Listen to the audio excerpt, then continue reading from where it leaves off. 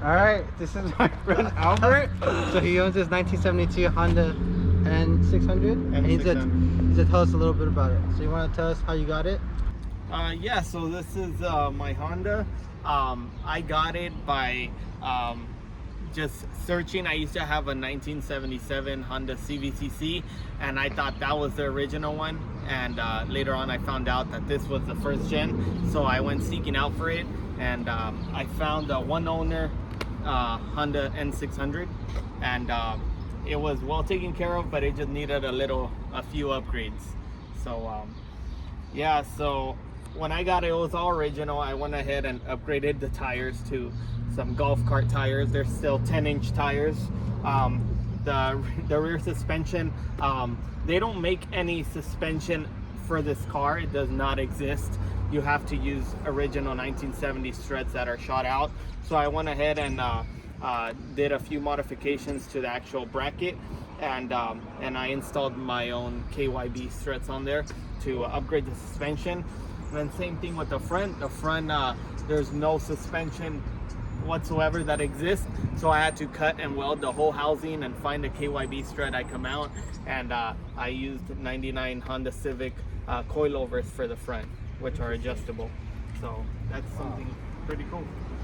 And a lot of people don't know this, but they call this the Honda N600 because the engine, the 600cc engine off a motorcycle, and it has a total of 35 horsepower.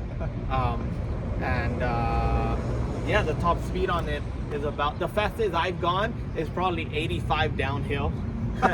85 downhill, and then just on the regular freeway it's about 75. So everything inside is OE, right? Yeah, everything inside is OE. The only thing I had to redo was the carpet. It was there originally, but it was just kind of faded, and I felt like that was pulling away from the contrast of the car, so I got it redone. But yeah, everything from the original dealership option stereo to the original steering wheel, which this one is extremely hard to find, and usually they crack, and that's why I wrapped it just to make sure it doesn't crack. The door panels, the door handles, the driver mirror, this one's extremely hard to find, and just yeah, everything overall is all there. The only thing that I don't have original is the antenna. Usually these come with the ant antenna that has two prongs, and you put it in the antenna and it pops up. Can we pop the hood? Yeah. Oh, you just open it, there's no latch inside? There's two latches on here. Oh, on the front. So yeah. Oh, wait, before we do that, he actually powder coated all this stuff in the front.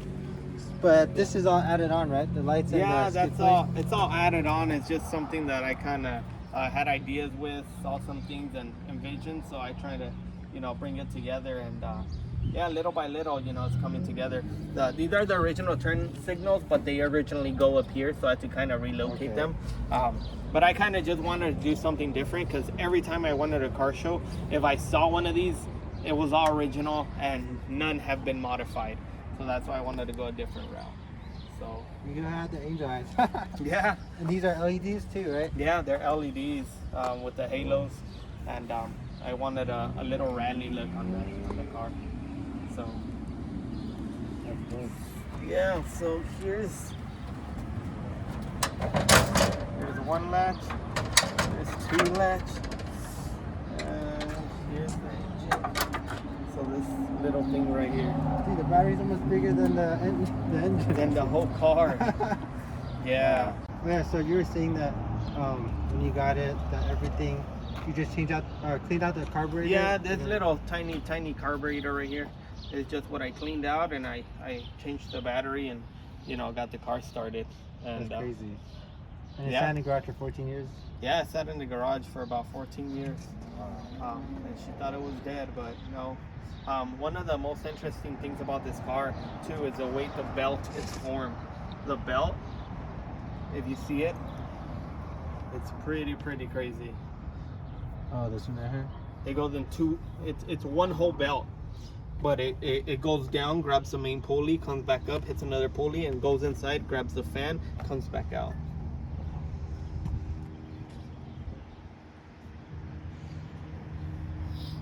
So which marketplace did you find this on?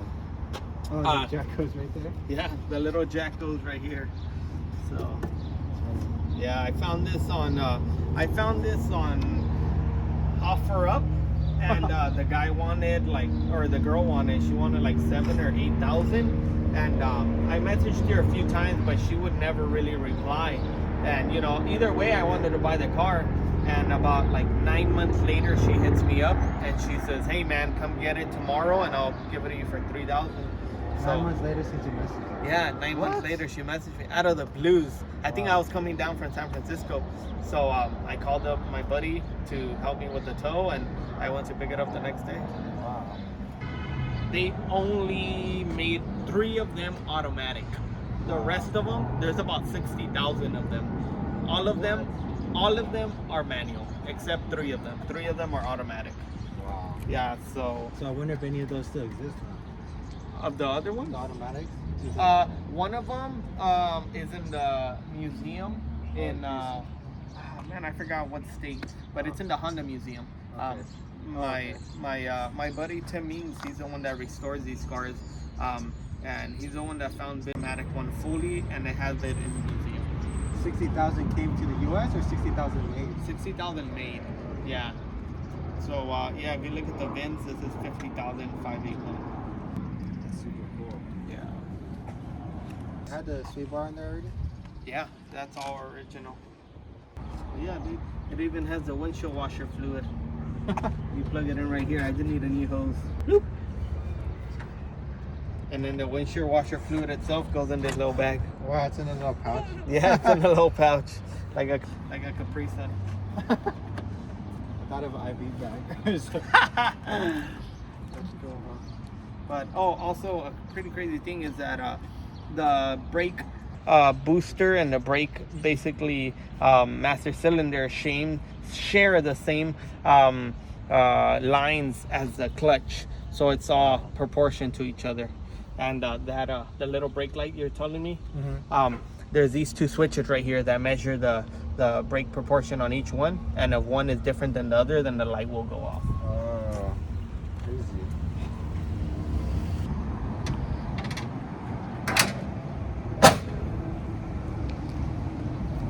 What's in the bag? Is this actually a truck? Yeah. Not this one. You have a little key, pops open, and you have a little trunk. Little cubby. Yeah. That's pretty cool. So, and it's crazy the way these close.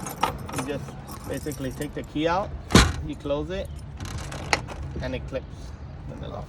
Dude, you pushed the whole car when you did that. Small exhaust. So if you look right here, there's a little square right here, and that's because this car was meant to have a tissue box back there. You never know when you need it. So when I bought this car, it had the factory dealership radio, and they cut 2 big old holes right here. And you know, this piece, I thought it was a great piece of history, an important part of history. So I seeked out a unmolested part and I swapped it out. And that's why the radio, you know, right now is just for looks. But yeah, I feel like this is a really important part of history.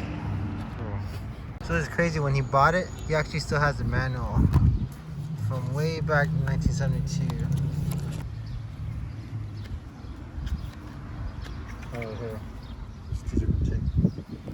It still has the service records from 1972.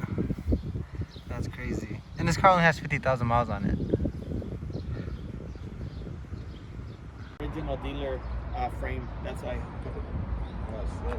Yeah, from Hollywood. Wow, it's in Hollywood. So Yeah, they're still there. So, wow. Yeah, that Wait. dealership is still there. It's called, I think it's called Robertson's, just Robertson now. Is it a Honda dealer? Yeah, it's a Honda dealer. dealer.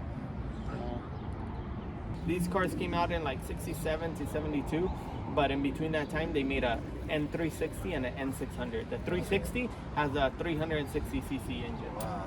So, but most of those that I've seen are right-hand drive. Okay. Yeah. Have you seen any here in the U.S.? No. Even in person, yeah. Cool, thanks for your time.